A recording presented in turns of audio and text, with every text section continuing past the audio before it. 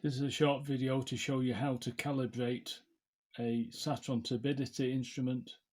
You can see we've got the instrument here. It's powered up at the moment, it's showing 2.7%. It's not in anything at the moment. We've got two samples which are going to represent our 4 milliamps and 20 milliamps.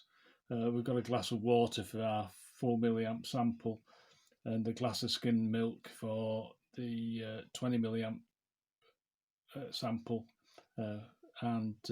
Just to show you what the standard calibration is, so it's showing 2.6% here. If I dip it into the water, you can see it's reading about 0.5%, and if I put it into the milk, it reads about 70%.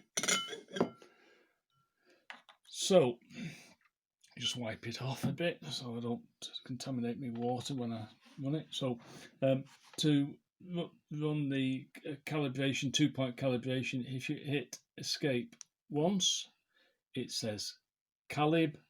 If you hit enter once, it gives you a message saying calibration will be erased. Okay. You hit enter one more time, it says 4 milliamp, so then you put the device in your 4 milliamp sample and you hit enter once, and it says save ? And then you hit enter again, and that saves that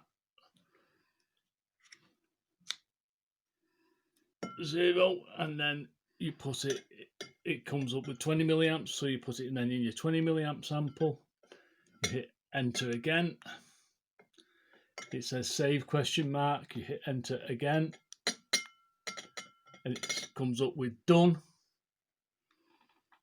And then if you just hit escape, that's you back at your 0. So now you can see that in our water sample we get 0%, in our milk sample we get 100%, and then if I put some milk in our water sample, you'll see that the device is responding.